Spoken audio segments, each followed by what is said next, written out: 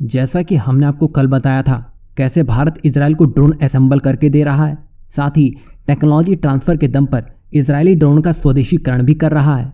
एक तरफ जहां ये सब हो रहा है तो दूसरी तरफ फिलीपींस को भारत से ब्रह्मोस के अलावा भारत की सबमरीन भी चाहिए। और ये पहली बार है जब फिलीपींस के पास अपने सैन्य इतिहास में पहली बार एक पनडुब्बी होगी, क्योंकि आज से पहले ना फिलीपींस कोई सबमरीन प्रोग्राम में था और ना ही उसने इसका इस्तेमाल किया था।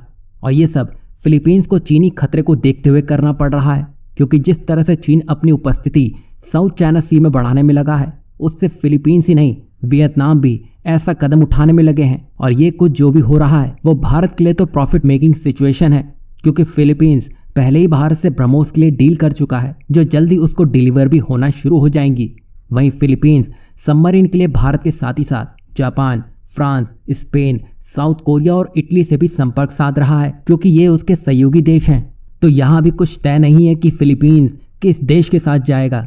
तो यहाँ कुल मिलाकर भारत इन सभी देशों को बड़ी टक्कर देता नजर आएगा। वैसे देखा जाए तो जो डिफेंस को लेकर भारत और फिलीपींस के रिश्ते रहे हैं, उसको देखकर यही लगता है कि फिलीपींस ब्रह्मोस के बाद सबमरीन को लेकर भी भारत को मौका दे सकता है, जिसमें भारत की मझगांव डॉक लिमिटेड ये काम कर सकती है। और ऐसा हुआ तो भारत को डिफेंस के क्षेत्र में तगड़ा बूस्ट मिलता हुआ दिखाई देगा, क्योंकि फिलीपींस के ऐसा करने से बाकी देश जो साउथ चाइना सी में हैं वो देखा देखी में ऐसे ही कदम उठाते नजर आएंगे, क्योंकि चीन को अब सब कोई जान गया है और जो हाल उसने मालदीव का कर दिया है वो आज पूरी दुनिया देख चुकी है। जहां मोहम्मद मोइजू ने अपना पहला संसदीय भाषण देने पहुंचे थे तो वहां पूरी संसद की कुर्सियां खाली थीं और पूरे विपक्ष ने ही संसद का बहिष्कार कर दिया है। अब ऐसी हालत कहीं साउथ चाइना सी में ना बन जाए।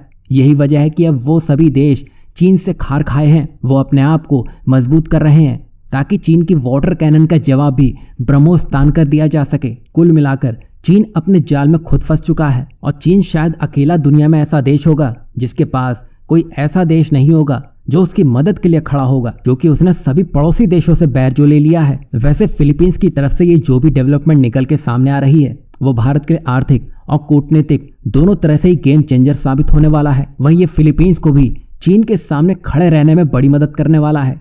अब देखना यह है कि फिलीपींस किस देश को मौका देता है, क्या वो भारत होगा।